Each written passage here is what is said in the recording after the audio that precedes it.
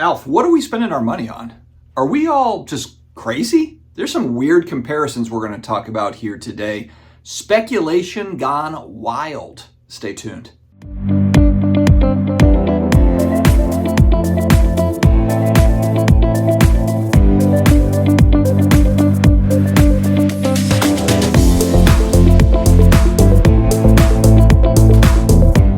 What's going on, sports card hobby family? It is Friday. We have made it to the end of the week. Whoa. Only about 10 days out from the National in Cleveland. I am ready to roll. I don't have any huge kind of buys that I'm looking for, but I'm excited to see friends. So we will be up in Cleveland in about 10 days. Before I dive into the topic, this is going to be a fun one. Big thanks to our Friday shout-outs, justcollect.com. You got a collection to sell and you're not sure how much it's worth? Contact justcollect.com. Free appraisal. They will let you know. Easy peasy. Card Capsule. You are looking for supplies, you don't want to spend a fortune on them, and you want 10% off. Sports Card Dad code gives you 10% off Card Capsule. Top loaders, semi-rigids, cases, all the good stuff.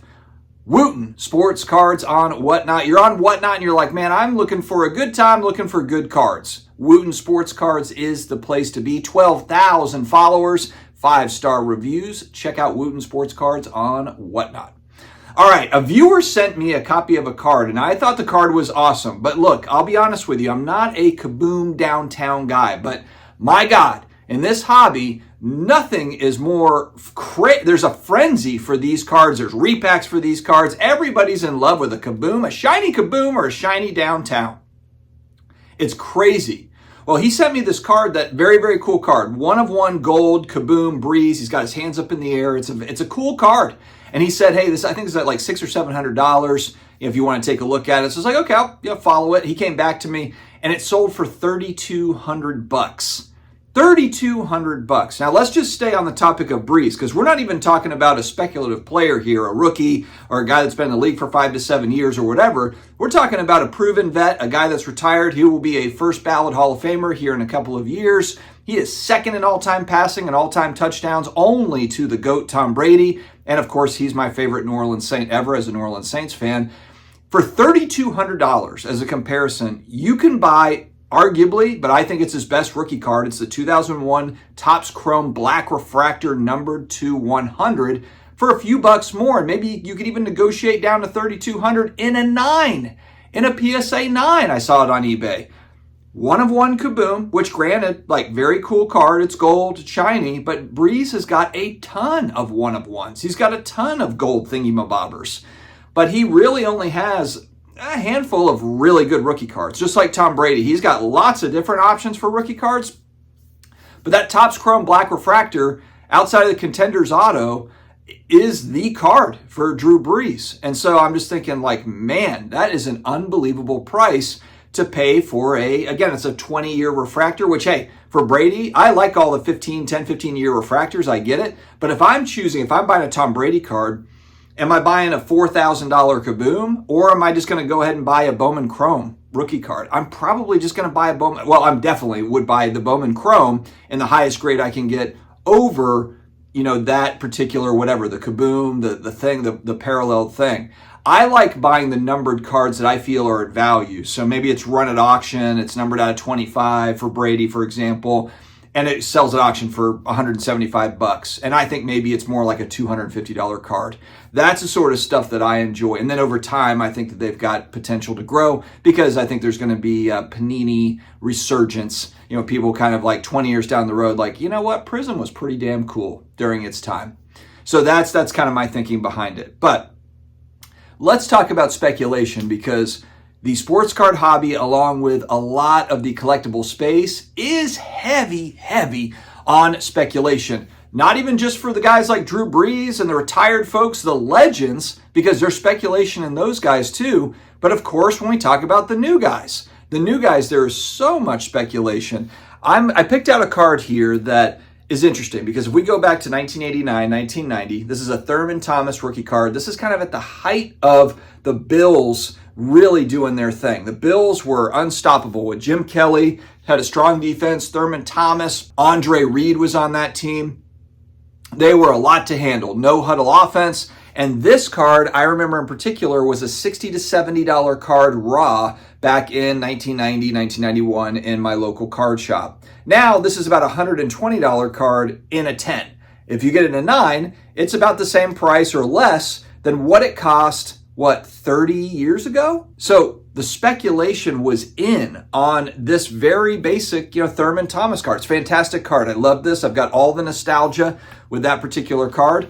But now there's just so much more money wrapped in that spec. It's incredibly different. And I actually don't believe, if we go back in time to 1990 when we had the last card boom, let's say they did have numbered cards and they did have parallels and inserts. I don't think back then people were ready to spend $5,000 on a Thurman Thomas card.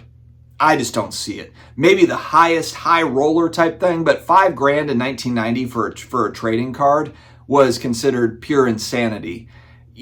People were stacking volume. I remember my buddy's dad had 89 score, that card I just showed. He had boxes and boxes, sealed boxes of packs that he just had up in his closet that he was holding on to. But he didn't get those cheap. He didn't get them cheap at all. And even now, if he's got them right now, he can probably make a little bit of money on those boxes 30 years later, but he's not making huge money on those boxes. Not in the same way as, if you had boxes from 1960 or 1950 or something like that. It's just not, it's not the same. But going back to the downtowns and the kabooms and all the craziness there, just recently, I saw a Luca Donic, granted, I think it was rookie year Luca Donic. It was on one of these auction watch type shows. I don't know if it was PWCC or Golden or one of them, but it was at bid at like $5,000, $6,000, $7,000 for Luca Donic. And I love Luca. I love watching him play. I hope the best. I hope he wins 10 titles and all the rest of it. But he just went to the finals and he did lose in the finals. He wasn't expected to be in the finals, but he did not get over the hump.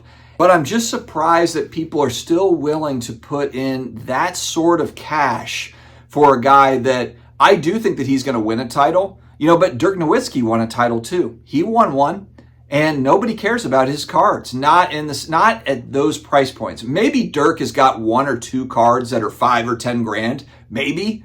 But Luca's got a zillion cards that are 1,000 plus. I'm sure if you ran kind of the eBay or whatever, the Luca Doncic cards that are listed or sold for 1,000 plus, it's probably a lot of cards. And he's a popular guy in the league. I get it and all that. He is one of the new faces. He's one of the probably 5 guys that are in that next gen, that are going to run the NBA. But just the amount of money that is still hanging in there and still buying at those prices. You assume for some of these guys, there's kind of, there's a race to the bottom and, prices are going to drop dramatically. But they really don't. And maybe it is holders. Maybe it is people that, hey, I don't need the money. So I paid $10,000. It's now worth $5,000 and I'm just going to hold on to it. That could be the case. You look at a guy like Patrick Mahomes too. What's the upside on Patrick Mahomes? His stuff already got the big bump.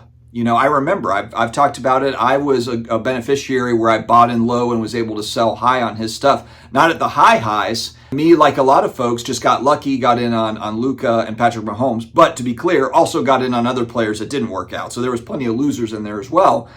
But what's the upside right now on Patrick Mahomes? If you're collecting the stuff because it's just joy of ownership and that sort of thing, then maybe, and who knows, maybe that's the one guy that still does have upside. Maybe he does win 5 titles or 6 titles, Patrick Mahomes. Maybe he ties Brady with 7 titles. Who knows? But there's so much vulnerability in those cards. They're so expensive. Wembanyama, cool card. Definitely, he's got all the potential in the world. But when you're buying a $5,000, $10,000 Wemby card, is there a lot of upside on that at $10,000 or $20,000 or $30,000? And it's just, there's so much speculation money, so much more than what we saw 30 years ago during the last boom. Not even in the same galaxy. And it's just wild. If we look at the last offseason, and really probably the last few off seasons, all the money put into young quarterbacks coming up, whether it's the Jordan Loves or it's you can name off 10, 15 different quarterbacks. I remember really expensive Gardner Minshew cards. We're getting in on Gardner Minshew cards. How much money was lost last offseason? A tremendous amount. And it will happen again. I think people are maybe smartening up a little bit this time around. but I still know for a fact there's just so many quarterbacks to put money into that there are going to be people that just go big on some of these QBs. But you just have to wonder, like, what is the ultimate upside on a lot of these cards? And maybe what people are doing, I'm speculating on the thought process here, maybe what people are doing is they're looking at Patrick Mahomes prices and just how expensive they are for particular cards, and then drawing a comparison when they go to buy Kyler Murray, when they go to buy Jalen Hurts. They're like, okay, if Jalen Hurts wins a title or 2 titles, he turns it around, he becomes a top 3 NFL quarterback, well, this is underpriced. And maybe that's what people are doing. They're just kind of picking the horse. Who could be the next Mahomes? Or even if they hit half of Mahomes' prices, then you're doing really well. Maybe that's what it is. Or maybe it's just quick flip movement of, all right, I'm buying these backup quarterbacks. I think this guy's going to get hurt throughout the season. I think Sam Darnold's going to get a start, so I'm going to sell off at that point. And maybe there's some fun in that, just kind of tracking NFL and trying to kind of play that, that timing and being right on that particular player. But there's just so much. When you look at just how much cards sell for, when you look at a vintage card, when you look at rare insert of retired player, something that's older, 90s or whatever, then you can say like, okay, well, at least I can understand some of the thought process behind it. When you look at a lot of the newer stuff, and even the newer stuff for the retired player, I made the example for Drew Brees. I was absolutely shocked that a 1-of-1 Kaboom Gold, and again, I know someone will fire back at me, yeah, but it's a 1-of-1 and it's a Kaboom Gold. Yeah, but it's about the same price as his best, the best of the best of all of his rookie cards, and he has a lot of them. It's about the same price as a PSA 9, a mint copy of his best rookie card. Doesn't that kind of strike you a little bit? I don't know. So it's just wild. Speculation has completely taken over collectibles. Some people have moved out, of course, but I almost feel like they've been replaced by others coming in to speculate. For me, I'm also in speculation mode, but it is more of kind of speculating on which cards of the best player, which cards of the GOATs should I focus on? That's more of kind of what I've kind of transformed into over time here. I don't think there's anything wrong with picking some prospects and just seeing what happens. Is this underpriced? Is that, the WNBA is a great example of this, where if you got in on some of this, the Angel Reese and the Caitlin Clark stuff early, you did better on that stuff than you could have done on any of the quarterbacks, on any of the basketball, the NBA basketball players. WNBA was where everything really went up dramatically, and it's finding kind of like that price discovery, in the spec world. But again, there's lots of different ways to speculate, and some of the players and cards that I see they're being speculated on, it doesn't make a whole lot of sense to me. But again, not my business necessarily, but I decided I would throw that out into the universe. What are your thoughts? What are you speculating on? Do you have certain prospects that you like to go after, whether it be baseball or up and coming basketball players? I keep seeing all this stuff about, is it Cooper Flagg, the freshman at Duke? He's a rising freshman at Duke, and I'm in Raleigh, North Carolina, so I'm probably going to go check this dude out if the ticket prices aren't crazy here locally. But so there's always these guys that are coming up, and there's always going to be cards for those guys and speculation. All right, friends, stay healthy, stay awesome, and I will talk to you again later.